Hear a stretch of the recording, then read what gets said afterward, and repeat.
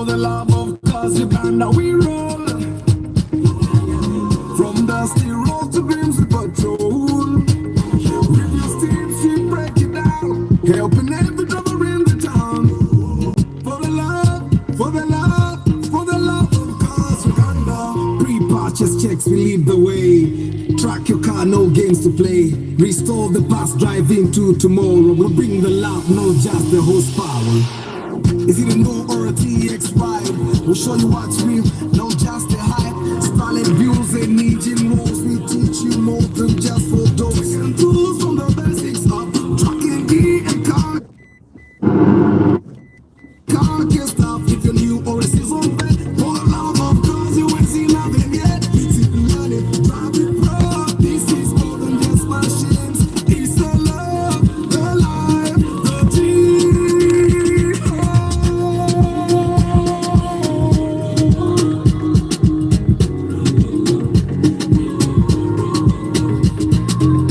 For the love of cars Uganda we roll. From dusty road to Buuza patrol. With your steams we break it down. Helping every driver in the town.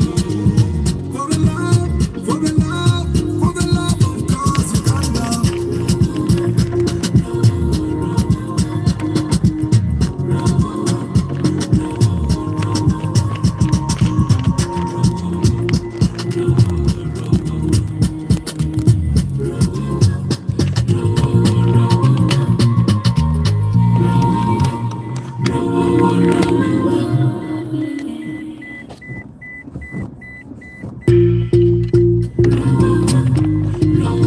We talk the truth, not just a brand. For car lovers across the land.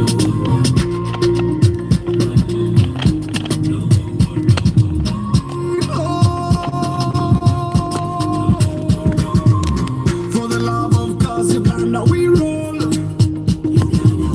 From dusty road to Buuza patrol. With your steams we break it down. Helping every driver in the town. For the love, for the love, for the love of cause Uganda. Welcome to the road where rubber meets the soul. For the love of cause Uganda. On the streets the story's right. All the new the sun will bright. Toyota, Nissan, Benzo, Mazda. We break it down, no propaganda. Every papa's got a tell. Village right to city scale. We talk the truth, not just a brand. For car lovers across the land. For the love of cause Uganda we roll. From dusty road to Buuza patrol.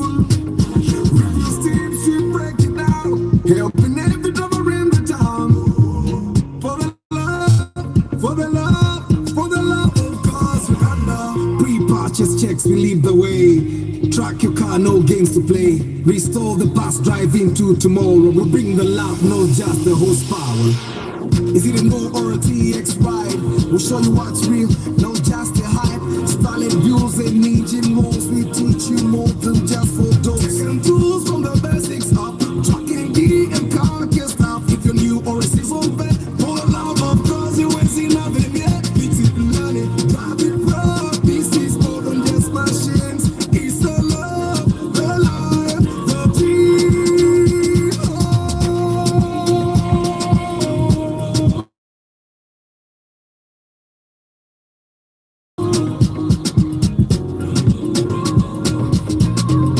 For the love of cause Uganda we roll. From dusty road to Buuza patrol. With your steams we break it down. Helping every driver in the town. For the love, for the love, for the love of cause Uganda.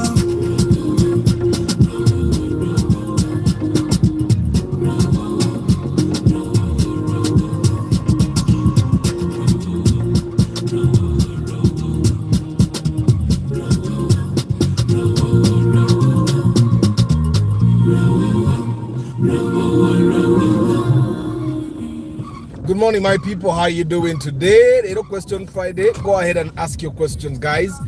And I'm also going to be sharing the story of the drone we bought yesterday.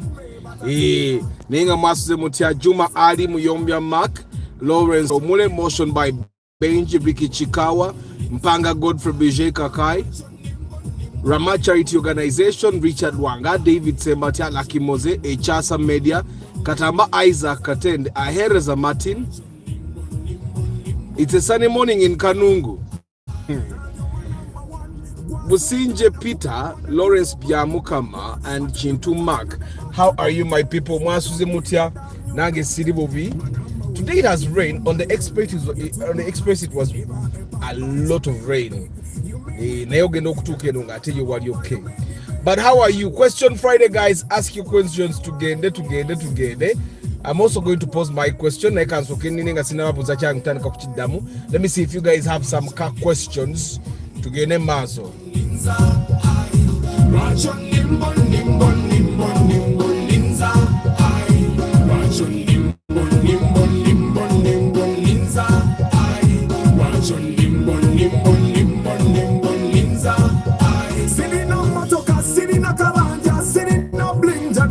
Some love, give me some love, be my better half. I promise I will never let you down, my girl. Jewelry, dollar bills, many things don't mean nothing for as long as you got my heart. Yeah.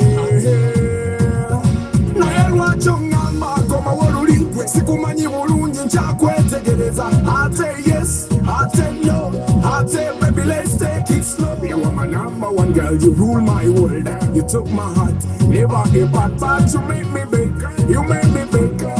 Lawrence, what do you mean arrogant deals? The question is not very clear. Chicho Tegeza arrogant deals, Lawrence. Just clarify on that.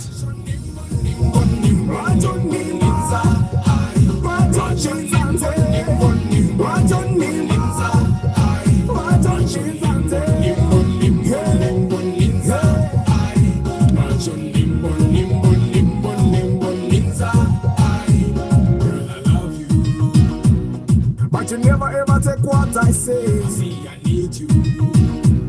But you do what you do ever again. Rub my world, it goes around, around and round and round and round. I love you so, I need you so, I never leave you so. Girl, I tell you this every day, every night, that I really feel you, I can't deny. Give us a chance, you and I, you and I, you and I. Give us a chance, you and I, you and I, you and I.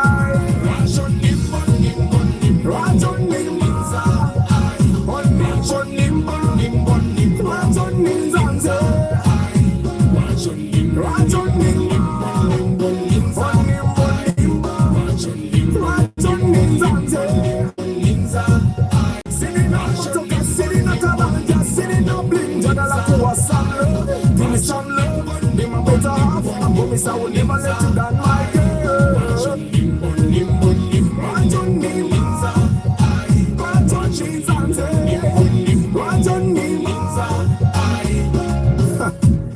Nothing gonna last for long. Time does not wait. Okay, man.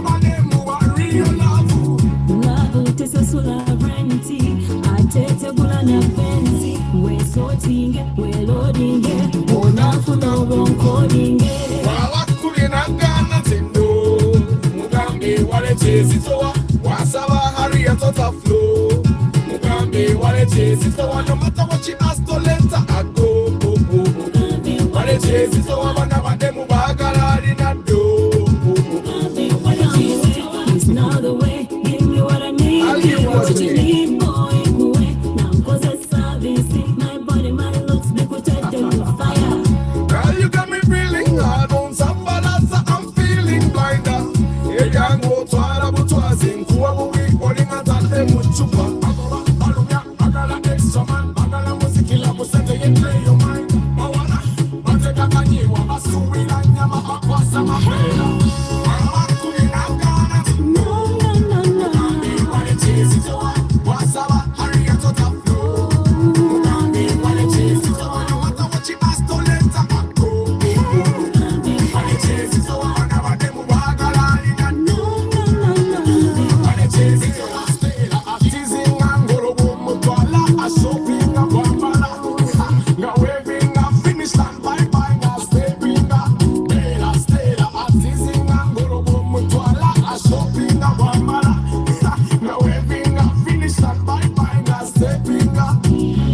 they got things as she said.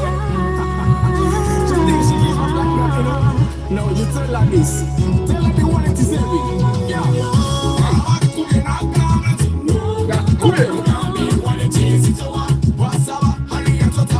Total flow.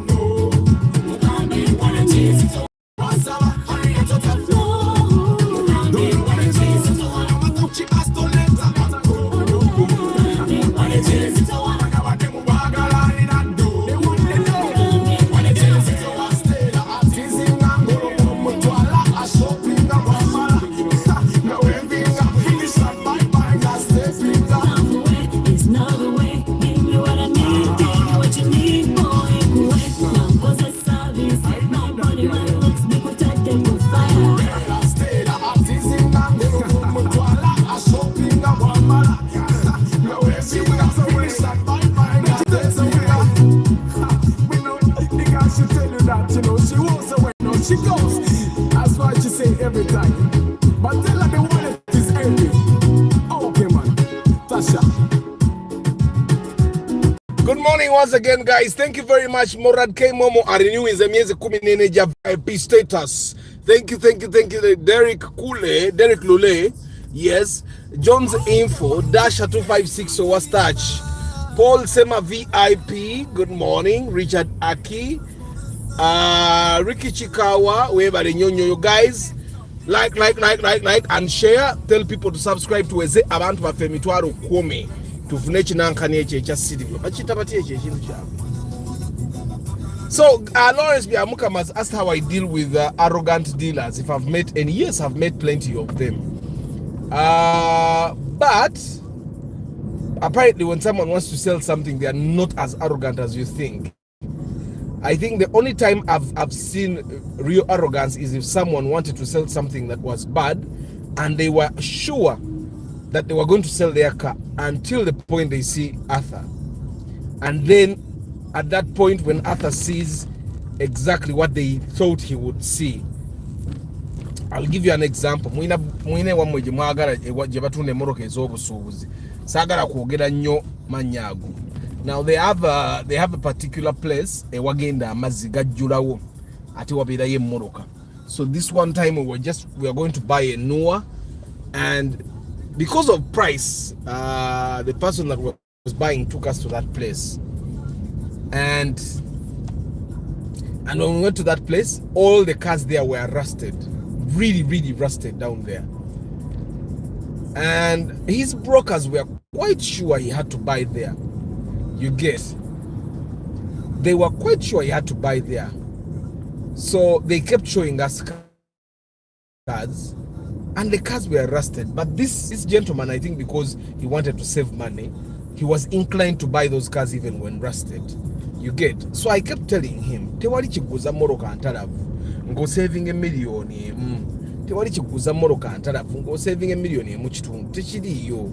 So and then the seller did something that I have seen before. He said, "Muve wano n'obusente bwammwe bugende." You get? I've seen that before, even when I was buying a car. When sellers are selling something that is not good, and there are other prospects around, and you see that thing that is wrong, they will push you away in a bid to show that either you don't have enough money, or you're not as important to them as the other buyers. So that's something I've seen before. I've seen brokers that almost wanted to fight. I think this was with the Nissan X-Trail. You remember the lady that called me for inspection in Tukanga Yasasu, the Nissan X-Trail. There, our broker bali bagala kuwana table binyo. And apparently they are the same brokers that were in the Noah business, the rusted Noahs, because there were like 10 Noahs but all rusted. Kubanga that parking where we went, awo amazzi gajjula buli enkuba bwetonya mulaba amazzi g'ekyambu gagonga bwe gabeera. That particular place, it floods, and all the cars, almost the entire car will get in there. So eyo sikyagala genda keberayo moroka because nchimanyi kati olaba ng'enkuba bw'etonnya olwaliro bw'eba etuuseeyo wa floodings kati amazzi gayingira ne munda. I've gone there before to check a Subaru nga Subaru ne one of driver walinya waliwo amazzi. You get so, but normally when you tell someone that sagala agenda because of this, they think Arthur tayagala agenda yo because tayagala tuguleyo. But me, sometimes I know what is in those places. But I think when someone wants to sell something, normally they are not that bad. I think that's the only instance that I've seen that was that bad. And for me, normally I'm not worried that I'm not really bothered about their arrogance. Normally I'm worried about how they are going to react next time in case they have a good car and we want to buy it, because as long as the car is good, we go and buy it. So normally when we go to inspect a car, they tell the person that is buying, you know what, this car is not good. I would not want to take it so far. When you tell the person that is buying that, you know what, this car is not good, and now they go to the person that is selling, you expect the person selling to tell you what? That the car is bad, that Arthur is saying the truth. You get it? Yeah. I don't. Other than that, I don't think I've seen people that try to. I don't know how they call that. People that try to trash talk you. So I've been trash talked before.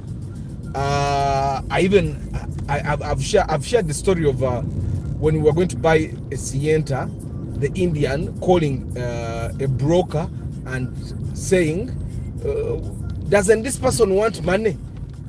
You get, and then the broker asked him, who?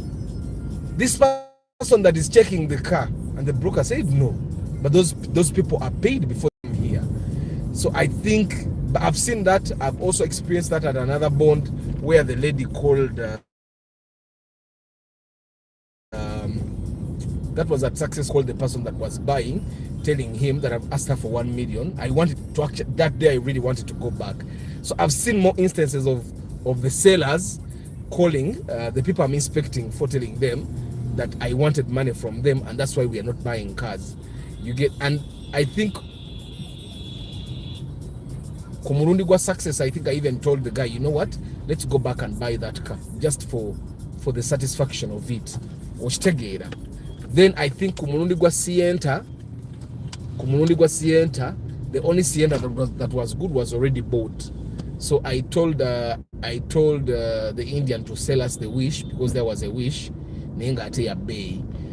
So I think I've not seen arrogance as much, but I've seen attempts to trash talk me. You get, and I'm too careful with that. I try to be as careful as possible. I have even told the mechanics I work with, Mugamba, tugende okukola tusigala na customer waffe tomuvaako at any one point, because womuviirako bwoti you'll be giving these people an excuse to actually say that you have asked them for money even when their cars are bad. And of course that's one of the reasons why I tell you guys, when you're going to buy a car, you need to give away the entire day. Yesterday I was talking with the lady on phone and she wanted to buy a car tomorrow, and I told her tomorrow is a Saturday, it's not a very good day to go buy cars. You can only work up to like 2 p.m. You get, yet if you want to get a good car, 2 p.m. is too early. Omukisa gukwata, it's well and good. Naisagala tugende nga tufe twagala mukisa gutukwate. I want us to go to look for a car and have all the time that we need up to around 4 p.m. So if we get a car before 2 p.m, that's good for us. But if we don't get a car before 2 p.m, we have an extra 2 hours to actually look for a car. So I told her, you know what, you need to find a weekday, because during the weekday a lot of sellers are available in town. A lot of bonds open up to 5. Okay, so you can look at a lot of cars. And then I think I also had so on average I get 2 consultation phone calls on average. So yesterday I also talked to a young lawyer that is planning to buy a car. His budget is 20 million shillings. So he looked at Tiguan, he looked at a Forester, he looked at a Suzuki Swift, he looked at a Legacy, and he was asking my opinion. And I told him the Tiguan is a no-go zone. Tiguan is a no-go. And he said, a lot of people have actually told me the same thing. Kakati, leave the Tiguan alone. And he wanted a car that is unique. You know how lawyers can be. And he said, but the Legacy is 20 million shillings. The Subaru Forester is 28 to 30 million shillings. And then I told him buy the Forester because he liked the Forester and the Tiguan. We did not get to talk about the Suzuki Swift because I would never advise him to buy a Suzuki Swift. So I told him to buy the Forester because he likes the car, and yeah, he can pay the 20 million and get the balance. And then he said, but I don't want to have a huge balance, so I think I'm going to buy myself the Legacy. And I told him the Legacy is a car you don't want. You're buying it because of circumstance. And then he said, okay, what other car do you think? And then this is where I normally go against myself, and I say, since you're a lawyer, you like a car that is unique, and you are considering buying a Tiguan, buy yourself a Mercedes-Benz C-Class. Any day nze senga nali sibira wala senga nzibi moroka byonna mbivuga byonna bibenzi byonna nze senga mbivuga. So I told him to buy himself a Benz. He could buy the ML320, 350 or the C-Class, the C200 mostly. Even the C320 is also okay. So but he actually had a C200 that he had seen also. So and we talked, and he said, okay, thank you, I'm going to decide later. So he's going to go with his mechanic today and then check out a bunch of cars, and they will decide. I hope to hear from him to see what car he decides to buy. Today tuine chimeza, and today tugenda vaako ku nkola yaffe y'emmoroka ennyo wadde tujja zoogerako nazo naye twogereko ku bakazi abasiba abasajja abaana. You remember the conversation was not done on the live broadcast on Sunday. Yeah, so we're going to conclude it today. Yeah, so guys, yesterday we bought a drone at 71 million shillings. And you know, we were there with the mechanic, and he was saying, say, moroka twagiguze cash. And he was saying, million is drone. And then I asked him, what would you do with 71 million shillings if you had it? The gentleman that bought that drone has a factory, so he bought the drone for delivery. So the question that I'm asking, not just for fun, but also to see if you guys have your businesses figured out as well. What would you do with 71 million shillings? They were using a Nua for delivery, but the Nua consumes a lot of fuel, and I think it's small. So they have decided to change to a drone because the drone is considerably bigger, yeah, but I also find that it's going to give them better fuel efficiency. So what would you do with 71 million shillings if you had it? What would you do with 71 million shillings? Derek Loden Mazemusime Kim Job Arthur, is this question in regards to cars or anything? Anything, because this person here yaguzemu drone gokora muchi ogulamu obogenda gulamu CHR obogenda kola muchi. You have 71 million shillings. It's there because twagiguze cash. So it's automatic, it's 4-wheel drive. If you read the inspection report, there's something I've added in the report where I also say how many options we looked at. Now, we looked at more than 6 options. It's just that some of those other cars, we just looked at them and he did not like it. We looked at about 10 cars, but there were 6 that we actually checked out. Yeah. So if you read the report, that's something I've added. I'm adding more things in that report to make sure. What?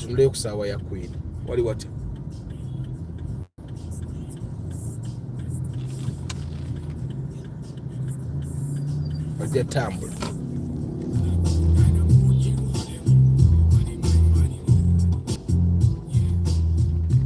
But they haven't worked baby. So guys, 71 million shillings, you have a business that is running. What would you use it for? I know that's a big question.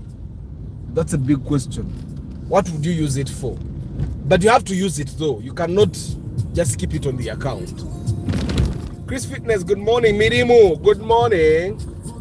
Mulaba, the view has changed a little. My phone holder broke yesterday, so I've just put a new phone holder, and yeah, that's why it's like that. Car and business, particular, I would buy land and do farming, trees, cattle with 71 million. Arthur, I saw you on TikTok talking about cars with the eco light on the dashboard. Naye kati twanekisi yange talina kataala ka eco mode yote saving according to the technology of that time. Ate emotoka yo old model batusibye Kim emotoka yo old model naye mumanyi tugenda yita mu town park saving anete saving anyonga zino eza eco banange starch is starch fine starch kajatubulira naye dasha. Emmanuel United, good morning. Nyenje Henry Modern Ninja Sesemogede. I would buy a bond and borrow against it. Is that government bonds, eh?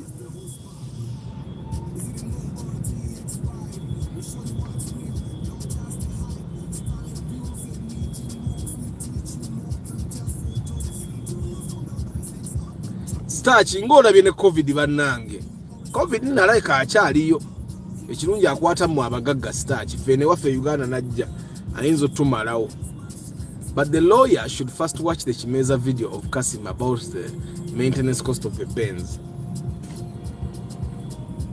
Yeah, but me I find you see Chris, when we talk to Kasim about the maintenance cost of the Benz, I actually find the maintenance cost to be very bearable. For me, the one problem I have about the Benz is the fuel consumption. Nze nganza okusinzira Chris womanye wange jembeera mafuta gokka. Maintenance ya Benz the singana chi ML 350 nchivuga. I used 20 million to get a car around that price, 30 million to build some simple car house, balance some car land in the village, and I plant coffee. Hey. You can't build a simple house with 30 million. Ricky, you can. A simple house, you can. A simple house can be built with 30 million. Of course, na yote gwana ye. Bwaba ino ready taka. Bwaba ine taka 30 million asobolo kuzimba kaka yumba na ayingira. Nebo kabateka wedda akayingira. Maybe he's meaning one room. Asobolo zimba room 2, nebo zimba room 3, 3 rooms azizimba. Nemwe you people, mwe muzimba nyumba za abagagga. Ask me, I have built all of them. Me I know. Wama jangu Martin, come and tell us which simple house you'd be building. Come and explain to us.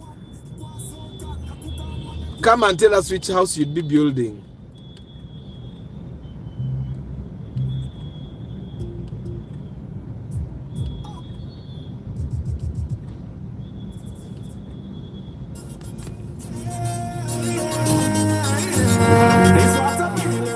Yatugama ML320 because yaba nene 50 ogisobola nizo nanzi nali zivuze na just Martin, come tell us what house you'll be building with 30 million.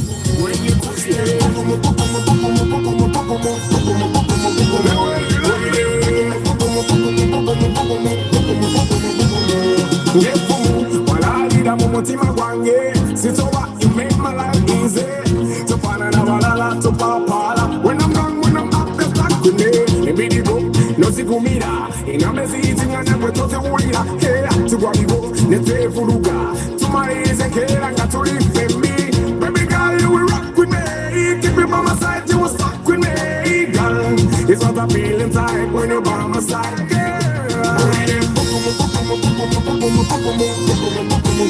When you push it, when you push it,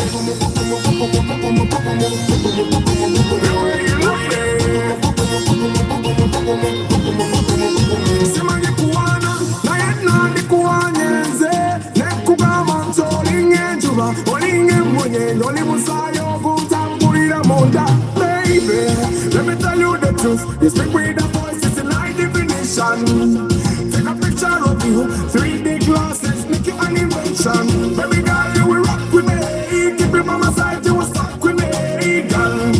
a feeling tight when you're by my side, girl. When you touch me, when you touch me,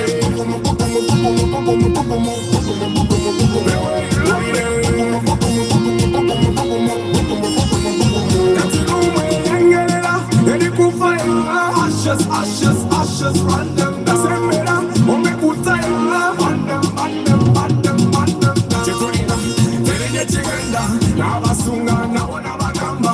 You're my number, we're gonna become my wife. We bang them down, we bang them down. Chiturina, tugende, now basunga, now nabagamba. Nabagamba, tega kutwala, tega kuvimba, tega kusobola.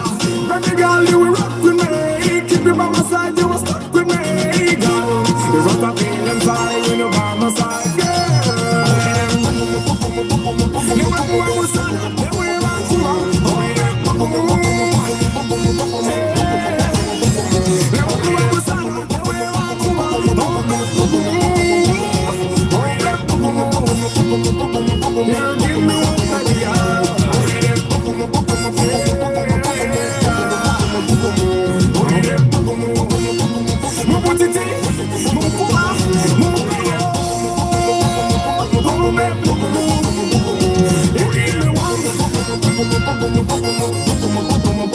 It's got she rule my life, you know.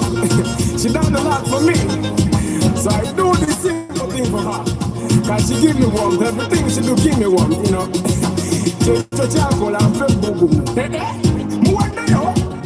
Okay, man.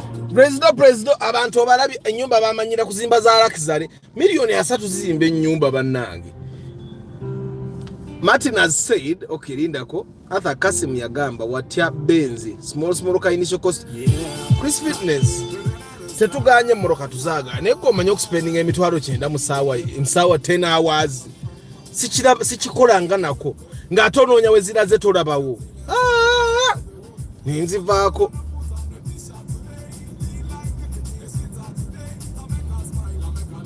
After I have someone considering buying a Subaru Forester 2014 and Vanguard, what would be the best option? The Vanguard is always better, but you know the Subaru is cheaper. The Vanguard might cost him like 59-60 million. The Subaru Forester 2014 will cost him about 50, 48, 49. Sometimes if he gets a good place, a cheap place, ainzano jigula at 45. Right? I've had their places that are even cheaper. Yesterday, yeah, but the Vanguard will definitely be better. But the Subaru Forester is preferred mostly because of price. Mostly because of price. But the Vanguard is definitely better. Vanguard ends at 2013 though.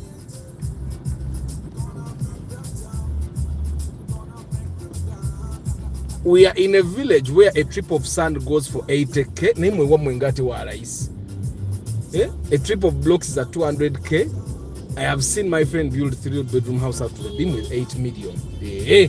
Enyumba egenda paka ku beam million 8. Nenge bantu no. Era simple. Kubanza omusingi gwagenda mu million 9. Omusingi foundation. Nze nali sikirabangako naye manyi ngero omusingi gugenda kugula million nga 2 kitundu. Nebaguzimba ngate tebanzibye tebasigaza ade 10 kyange buloka nazibarange emu kuemu nga omusajja bwayiwa ati amatafali nga ntandika okubala buloka nga nzibalanzize eno 1 by 1 omusingi ne guli million 9 bonizigo wali ne ngamba what is happening. Then I started at just think to record room emu.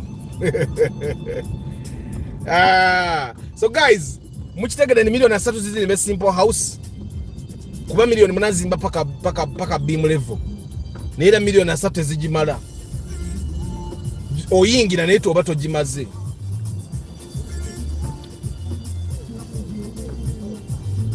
Hi Alex. Guys, what would you do with 71 million shillings ngendo banyumiza drone ya feje twaguze yesterday? And guys, drone is singa mo bond in what day. Most of the drones in the bond.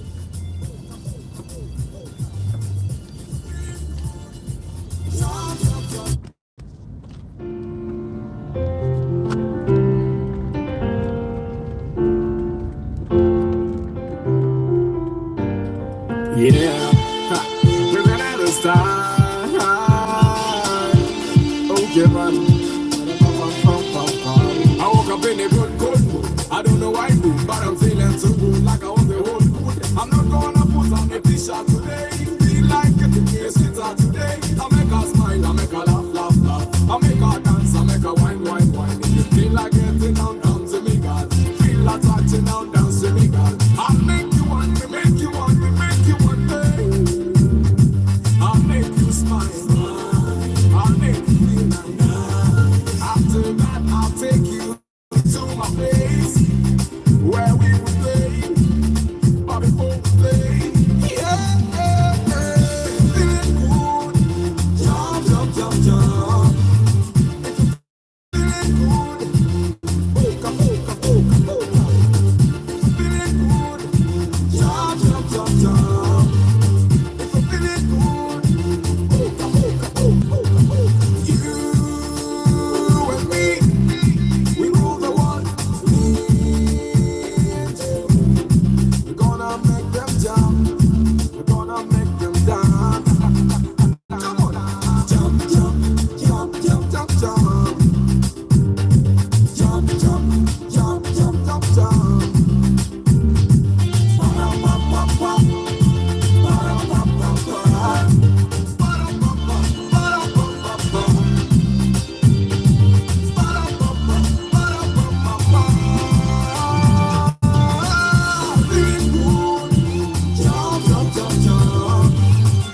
Feeling good, jump. Feeling good,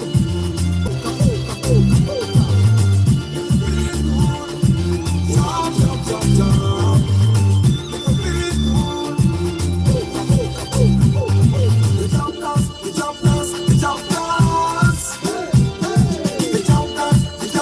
The jump dance. Feeling good, jump. Feeling good, feeling good, jump. Feeling good, feeling good, jump. Feeling good, feeling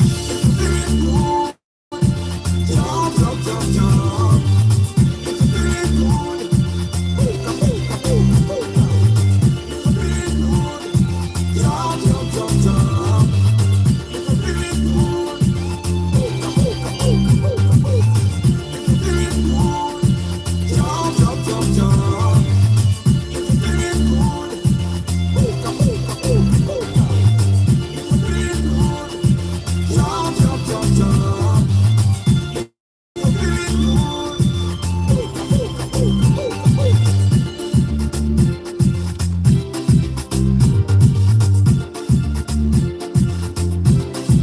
There's something I've wanted to buy.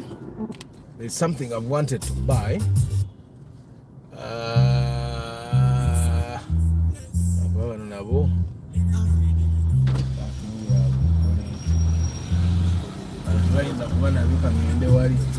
So anyway, guys, what we did with 71 million shillings yesterday in the morning, twagenze mu bond, we had gone to buy a drone. I had no idea what it was for.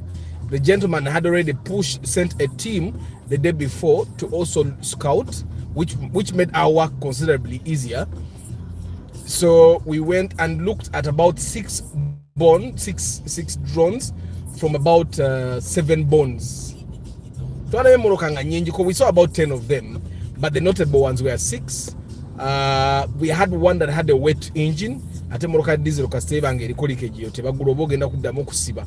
But you can imagine buying a car 70 plus million shillings and then you have to rebuild the engine. That would be a bad buy, yeah. And then some of them had noisy engines already in an engine tesirikanga bwe ina kusirika. And then we had some of them with bad injectors. Yeah, bad injectors. Ate kati drone yawe wali obulwadde ziyina ebikamu exhaust ate drone kaste. But one thing I've realized that most of the guys that are selling drones kati bategeera enkebera ya exhaust eyo. Exhaust bajoza ze bwenda bennaku zino.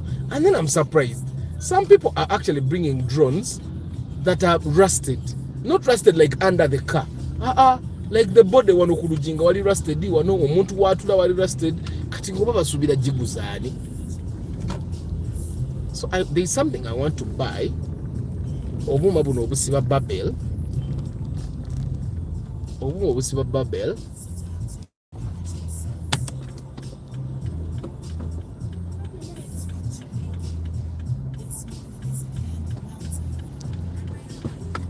Lona bulina.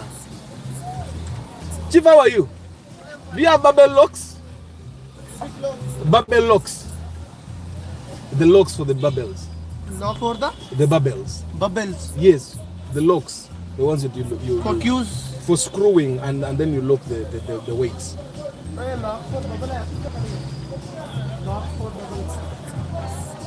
You don't have? Kale. Bali now. So guys, we looked at all those in a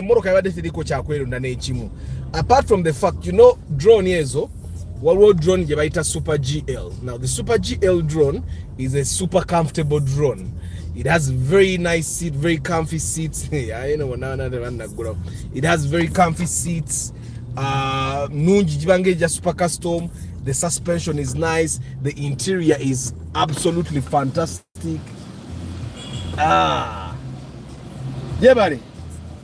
Mina bubble locks. Bubble locks. No zimanyi.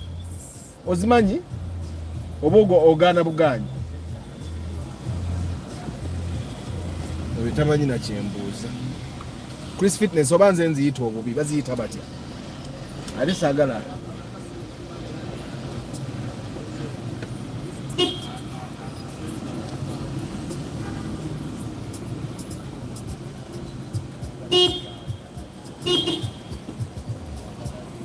Nonya bubble locks. Luli ebyuma byali bigenda kunkuba. Olaba akantu akasibye bubble ako.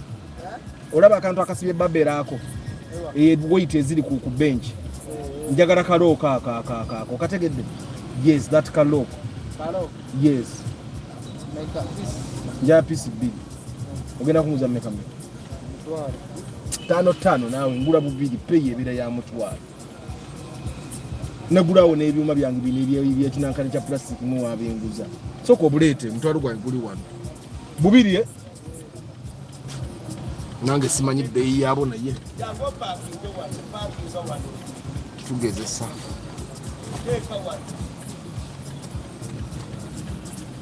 Musajja boda balina obugezigezi bano.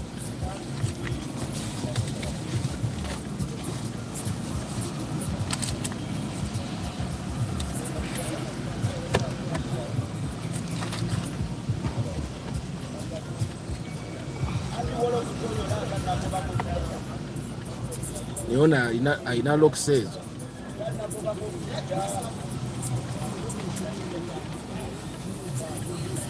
Abulina.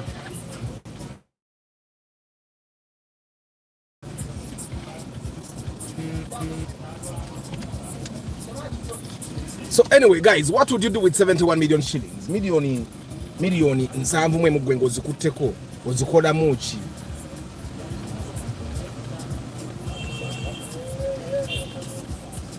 Omukyala tajjukira nti namugulako n'ebyuma.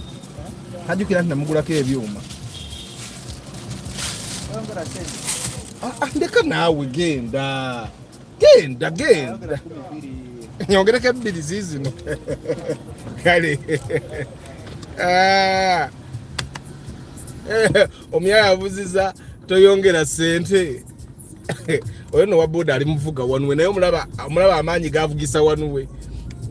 So anyway guys, we were Omchala, the gentleman came with his wife, and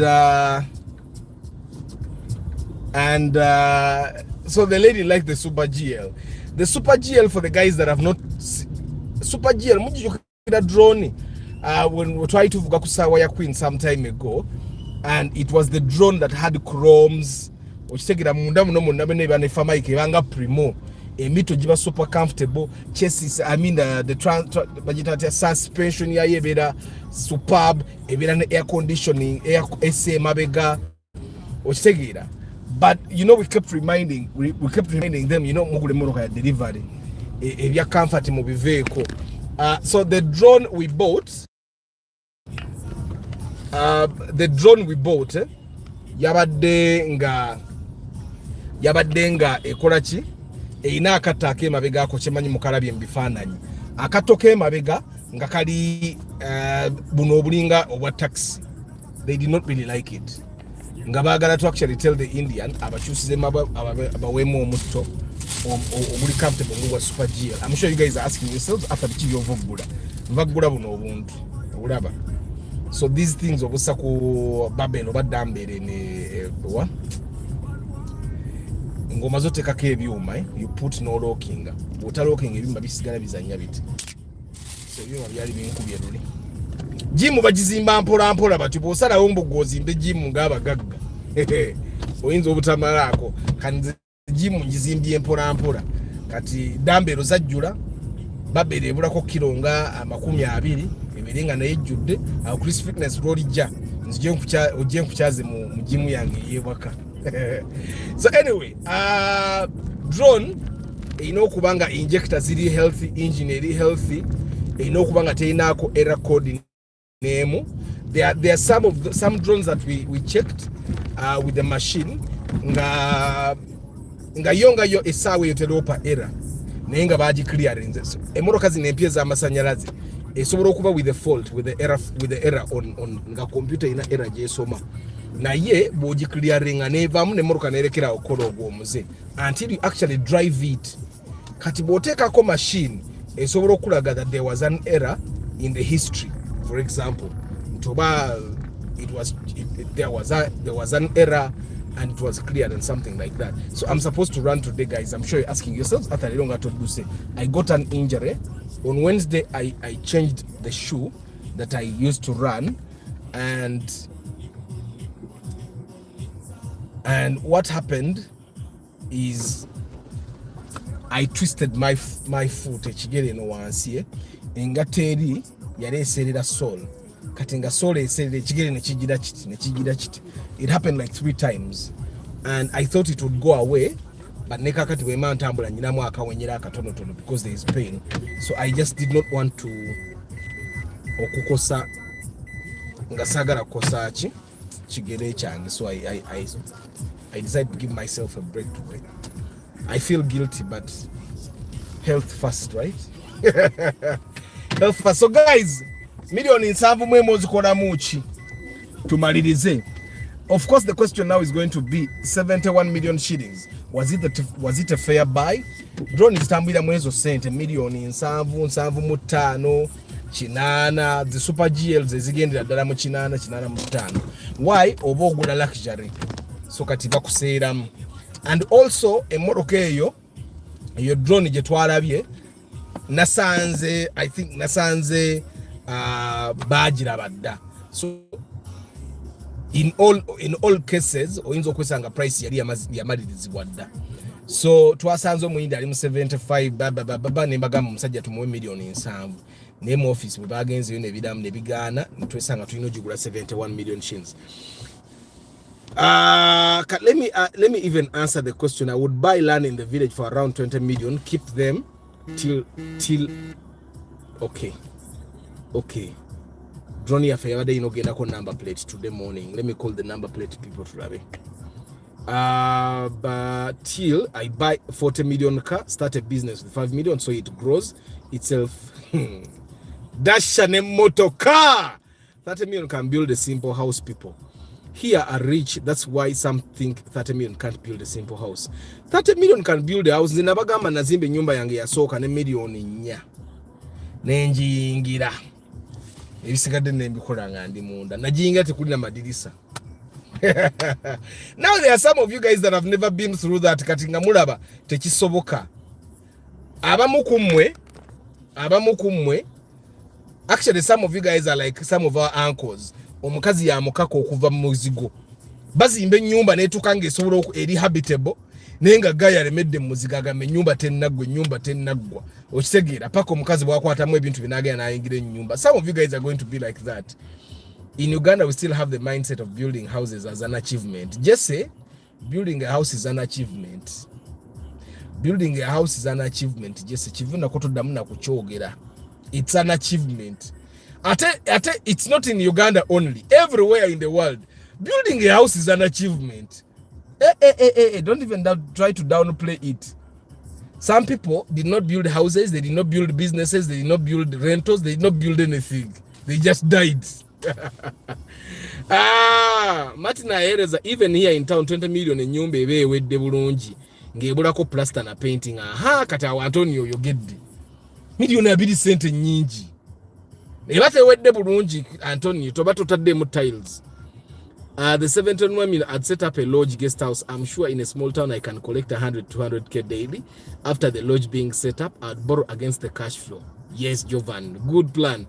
Money needs to make more money. Houses come as consequence. Wait, just say a motoka, a nyumba eringa motoka. Olaba nge motoka bwe achievement. Ne motoka ne nyumba achievement. Mr. Arthur, I'm up country far away from the city, over 400 kilometers away. Martin, olaba Antonio akugambye ate Antonio ayina ettaka wano nansa na ate itali tono. Saba Antonio landlord ate omunene. Chris Fitness agamba twabuuza amabuloka muli amali tewabuuza amabuloka muli amali. Nze Chris Fitness sabuuza akukubanga buloka nazibala nga bagenda ne bayiwa buloka 1200 n'esooka mali saawa ngambala buloka 2 3 neziwera ngo abamu baleeta buloka n'ozibala 1200 ne bakuleetera 1200 mu 1,000 okitegeera. Ogula Hilux Alexander Jotham Foundation walisi tulaya kalina si akalina Antonio Foundation enyumba yange si ntono gwe kyoba omanya ate nga mulimu ka incline akatono to ka side emu yali amwaka matafali ni Antonio amatafali bateka mu kyamwenda. Foundation ya storage house is usually 30 million minimum. Thank you Jovan. Gwe kalina anti kalina kati Antonio kalina webererezi bayino tekayo pira zirya bayiwe sirabu. Arthur, help explain the classes. B can be drive an elf. Yes, the B can drive the elf. And also what vehicles does D1 drive? I think I have my permit here. Let me see. So I have B. B esobola okuvuga elf. Ekoma ku elf. Then there is C1. C1 evuga forward. C1 evuga forward ne kalika M7 casino tracker kenali nvuga awo evuga emmoroka ez'amagulu. If you have 2 tires, 4 tires behind and 2 tires in front, normally that's about how many tons baina bwe babipima. Then C, the C class ebe yingira sino track. Okitegeera sino tracker kati C1 evuga ne fuso. Kati C ebe evuga sino tracker ne trailer eyekyana ekimu. Nenge ate ichana a trailer eya gundi emu eyebe yingide emipiira 8 tires behind. Then CE nevuga trailer okitegeera. I think I'm going to get the C and the CE. I have the D1. Now I want to get the D that drives the bus. Ezo nanza agala. So Costa nedda D1 obuza D1 D1 Costa mweri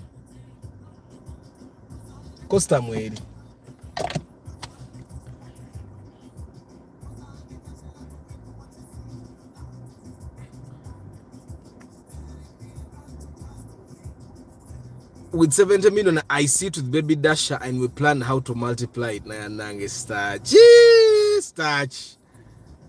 There is a shop near the roundabout opposite Equatorio. Awali Katuma Sports. Awe nyini wengu zao. Starch gocho manyo buwagizi obulina fete tukuina akubuzibu. Jovan, a function can take all 71. Maybe we can use like 20 million for the function and remember daddy is an event planner. Zebyamwe ndivude msigala na mujja tunyiza wano katiravu je mutandise okusitula. Furniture workshop or bakery. Lucky Moza Gambi with 71 million shillings, he would do a furniture workshop or a bakery. Jovan alikubya starchi. Kakande yakubye building a house. Kakande nebwa akubanze kakande simu ina akubuzibu. Guys, let me tell you one thing. One thing I've realized: majority of the people that say a house is not an achievement, that say a house is not important, have not built a house.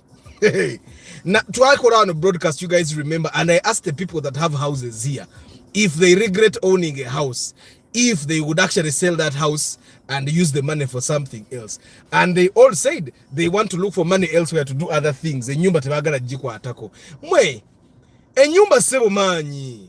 Is the Mark to 1988 for 7 million a good buy? No, it's a 98. Sigara yakaba to jigura. Stephen Muria, buy them Sota with beams 2000 engine. Tiles in the take them after plaster and paint. Waliwo foundation ekufukire ekizibu. My mother's foundation balinya ne kumadala ate yali nezi yange tebalinya kumadala, but generally in the foundation yange yalimu n'okuyiwa mu ettaka. Ettaka ida kalyalya n'ettaka lyalira later kate milioni omwenda zenjogera zaawa n'okuzimba musingi kusima musingi na kuguzimbamu. Ukitegera jukira mu foundation everyone is telling you inoteka mu cement nga awera inze bazimba ndi awo tewali yabba cement nga gwe bakozesa gwendeeta mu moroke yange, so tewali yabba sinza na ganti mu nyumba yange tebabba ko yadde ekintu. Foundation start using hardcore and concrete slabbing. How do you get those classes? You go to a driving school. Mugende wagundi SPK driving school. Antonio, you don't put paint or take undercoat. Undercoat wagwa no tiding, nga woma tiding and no siga paint esembayo. That's me. That's how I do. Enyumba investment nungi nnyo. Thank you, Antonio. Nze simanyi mu abantu abalowooza nti enyumba saaje mmwe mumanyi. Nze ne leero ku machamba de enfulume wange ne enfulume nga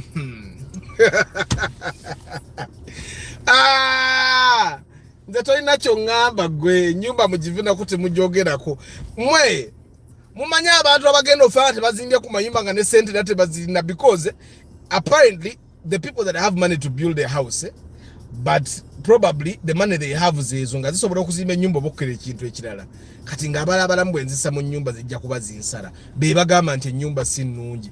Fe abazimbye ennyumba mu mpola ffe tuzinaako buzibu, tuzimba mu ennyumba enagizimba mu magoba. Omanyi foundation etwala course nga zisobola okusitula ennyumba almost kubi eyoteba kati ate Martin lwaki temwazimba gundi basement. You should be able to build. Nze omusingi bwe gusukka ennyo ng'ozimbayo ka basement at least obanga okola ground floor. You will know that a house is a big investment when you are at a point when you cannot afford rent. Nze sikyasobola ne rent w'emitwalo 5 simusobola. Nze tonyemeza ennyumba mugive sagala ayogera nako nnyumba.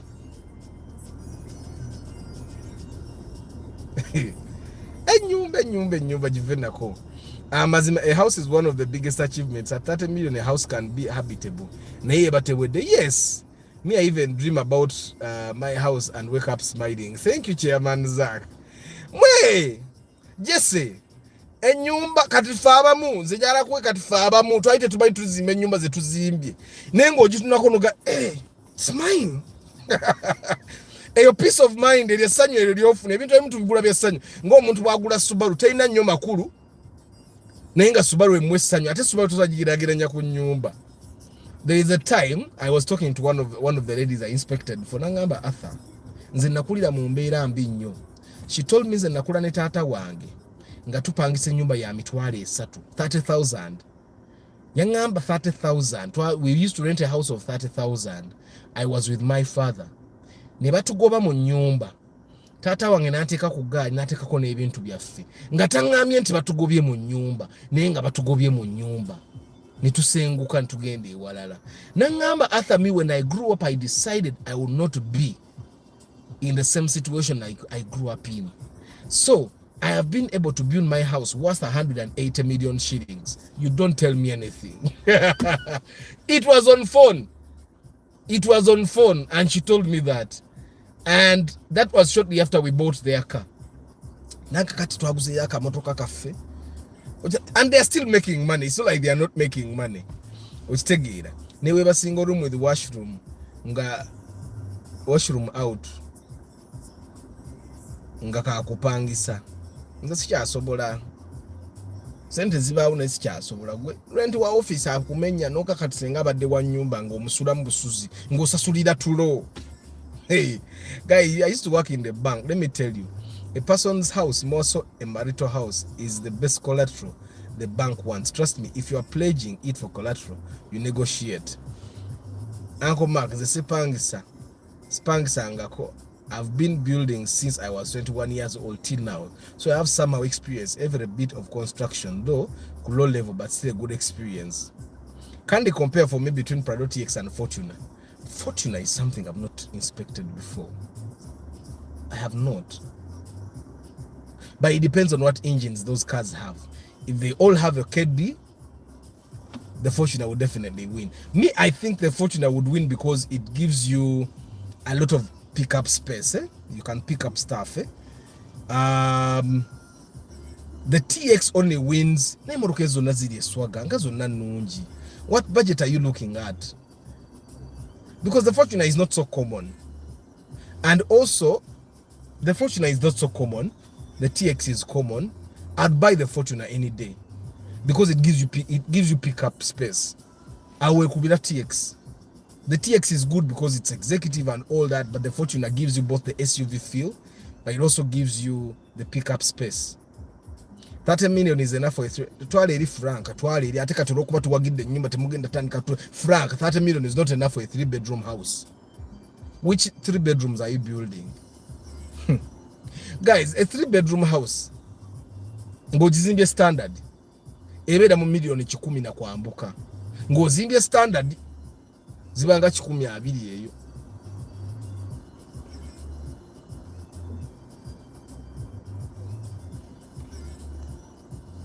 In fact, lwakuba sinafuna sente, but I won't start a business and I have not built my car house, even if single room self-contained na yenga kange plus a car, cause Arthur enseno business ofanga weromya. Silabanga ko mpangisa, but I mukupangisa sibedanga ko mukupangisa, but I think it's hard at the end of the month. It's not hard because you're sleeping in someone's house. If you're sleeping in someone's house, you pay the rent. Guys, in need of an 180 engine for Auris. Any recommendations where I can get it from? What is that engine? 180 engine. 180 engine yeri way. 180 engine.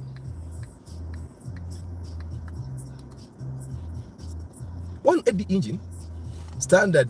Ebyo byamwe Arthur abagagga ekikulu nyumba. Matini, anti kati waliwo ennyumba zozimba ng'olina okugezaako ku standardizinga mukko. Okitegeera ng'olina okugezaako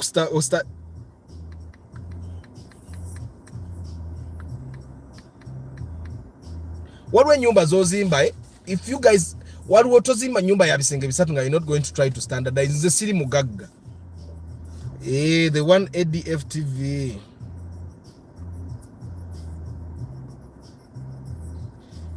Neogenda jijja we Kampala wano. You're going to import it. It's diesel.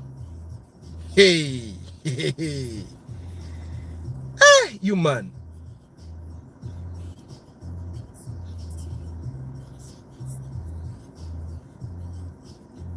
Tumusime, where did you buy that car? The pressure may be you fail and my parents tebagala, you leave go where or you know neke. Arthur ono magembe Frank ategeeza bisenge bisatu 2-bedroom deal neka store bigwera mu asatu just know. Bwiba bisenge bisatu nti deal n'ebisenge bibiri neka store. Osobola. Nebera era Antonio milioni asatu erobo zimbye busenge si bisenge. Ka bedroom ka bedroom not bedroom zekati ekasanga nani nazima ka bedroom ekitanda bwo kijiro nyino kisindika ko side yeri mufune we muyita wano okitegeera ekisenge kiba n'ebinsonda nnya kale ekitanda mukisindika mu nsonda emu kiti ne mubanga muyiteno ne muyita neeno kati yasatu eyo There's a new trend of an engineer who is constructing wooden houses, guys. At the minimum, he says 38. I don't know if you have seen him. I would not build a wooden house in Uganda. I would not advise it in Uganda. I saw a girl that died on TikTok. She was a truck driver. I told myself,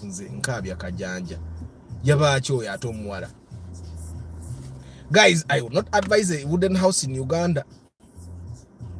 Kubana abagaga bagala okuba amataka gammwe kati gwoba omwanguyiriza ennyumba akumako nkume muliro ng'ettaka alitwala.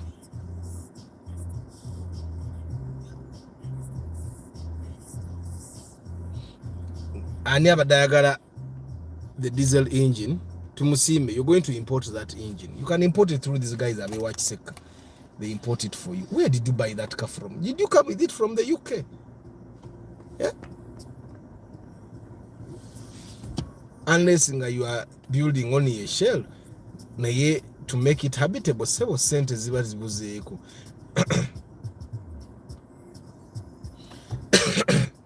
Era kyogamba Antonio kyekyo ng'ekisengo kitando kisindika koti mu nsonda za bwento bwe nali ekasangati.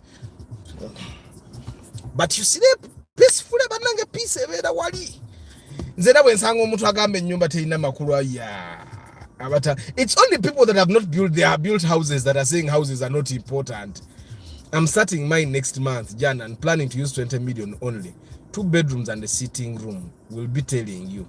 Kati yo rama yo million ya satu. Tebate wende na yo boyingira. She was shot in a strike mutized. Ah man, it's terrible. Dashanga chibi echo. Rama million abiri oboyingira. Nze ye nyumba gyogendo zimba gye nazimba ekasanga ati n'entandika miliyoni 4 nyingira. Nali sinnawasa nali mbeera nzekka.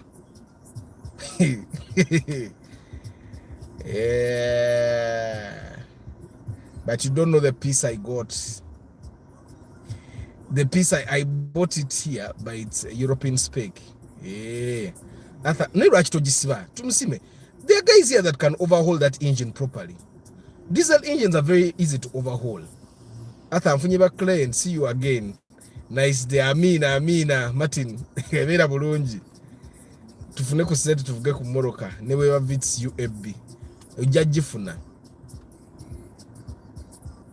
Gwe Rama, nyumba jogendo zima zinajingira ne million nyana eche nakola. I got the foundation, the entire foundation up. Nemala nensula ko room 2. Nendeeta olujja oluliko eddirisa ne baluteekamu ne bazimba wali toy nenyingira. Enkokoto baagiyiwa yeze room 2 and I entered.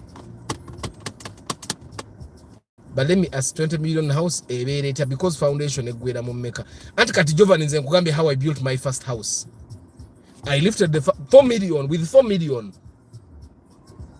With 4 million I lifted the foundation. Completed the 2 rooms, chari chuyi chimu. Completed no ceiling yet. Completed the 2 rooms. Completed the toilet. Put 1 door, 1 window, 1 door with a window, and I entered. I know someone who built a 3-bedroom house. Nebuli muwala gwa kwana amugamba I have my house. Omukazi tamanya if you tamanyira if you do live. Sigenda kudduka nyina yinja lesebo kanange ninga abazungu. Nyina yinja leka male broadcast. Ne tugire biri bigwe. Bawandise. Mwali mu Moroka muli.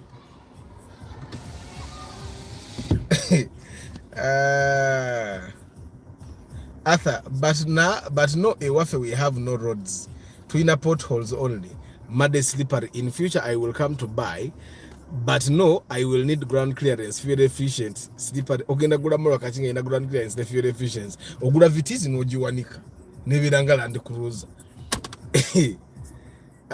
Giovanni Goli Mugaga sebo, I'm making some bricks on the ground. It might be done in less than 29.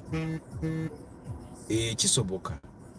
Ona tabadde kibanna. Wawe simwe zinkubirwa nenti amnengamba. Why is this person calling me?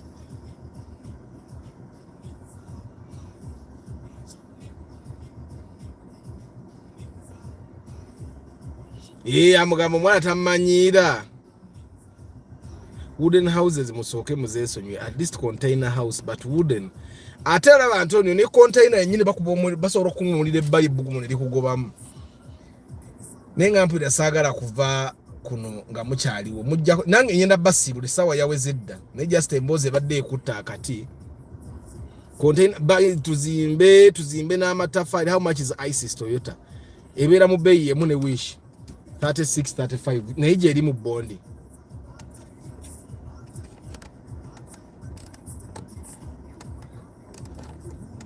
Nze wane Uganda ne bwebeera ne private nga nyoba nyina ekibira ekyange sijja zimba wooden house bakwokeramu. Arthur, can you advise about the flat hidden roof trend? Enyumba yange ya flat roof oba hidden roof highly recommended. Lwakuba nti abazimbi bafa basinga basiru. Nkiddamu most of our builders in Uganda basiru. Nze nafuna engineer namujja wano ku TikTok, ku YouTube I mean. I inspected his car and when I was having a lot of trouble he came to my house, looked at it, na apima he was big, fat. So I'm sure he won't be offended. So ngayimirire nangamba at again and a tape measure because he was fat. Ngatagala gende eri kono na mabati. Nengenda nanga apima wano waliwo mmeka? Pima waliwo mmeka? Kati pima what nga bwawandiika. Nanga kakatugenda kwetaaga okugula waliwo amabati ge bagula gali galvanized. Tugenda kugula ebbati lyenkana tutugire bwe tuti nanga ogwona ofuna sente ngambi. Era bwe nafuna sente I sent him the money n'agula amabati ne bagaweta nga balina okugaweta ne bagateeka ku loole ne bagatwala ewange. He did that work for 2 days. I've never had any trouble again. Bazimbi basiru nego bofuna omuzimbi nga byakola bimanyi oli omwana 71 million invest in a small business or education, a down payment on property in the UK here for travel. Invest in a small business or education, down payment on a property in the UK.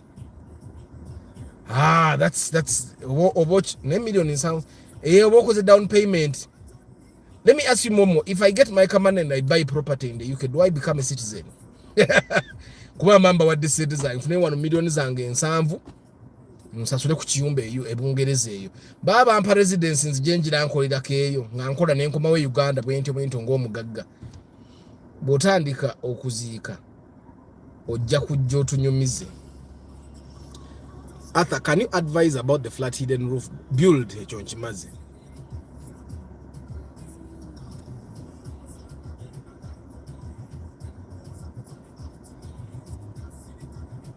Guys, kamba sibule. It has been a very nice chat.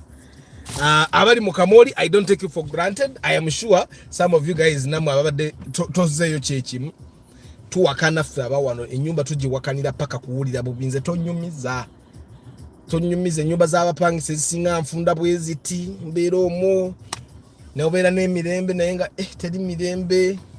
Nenga mwebalekeera bagayi bange Juma Ali Muyombya, Mark Lawrence Omule, Motion by Benji, Ricky Chika Wampanga, Godfrey Beje Kakai, Rama Charity Organization, Richard Wanga, David Sembatya, Lucky Moze, Echasa Media, Katamba Isaac Katenda, Hereza Martin Businje, Peter Lawrence Biamukama Chintu, Mark Julius Sengoba, K Jovan, Emerson Barak, Nick Waboy, Paul Sema VIP, Richard Aki, Dasha 256 or Wastash, Jones Info, Morad K, Momo VIP, Derek Lule, Musime Kim Job, Rubura Chris Fitness, Mirimu, Sudaisi, Emmanuel Arinaitwe, Henry Modern Juice, Jesse Semo Gerede, Kamukama Emmanuel, Muna Siba Mazi bantu bangi, K Jovan, President Antonio, Chairman Zach, Chiobio Alex,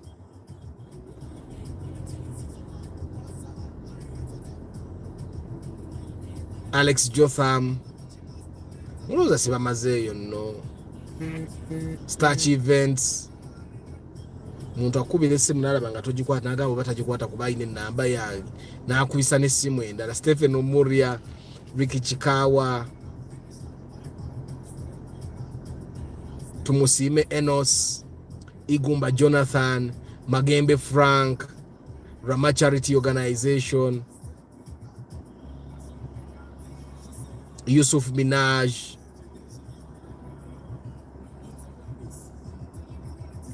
Luima Stewart, Ramirez,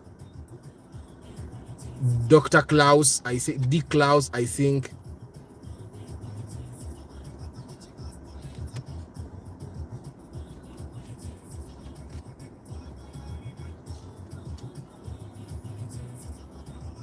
Abo mukamole, I don't take it for granted. Paper, njagala kwevuga motoka esolwa ku sente entono. Can I get a loan of just 5k soon? How much is the Auris 2013 in the bond? 2013, teri mu million ana. Asatu mwenda kwa ana. Guys, thank you very much for being part of this broadcast. I don't take it for granted. I'll see you Muchimeza Chemuroka. May the good Lord bless you.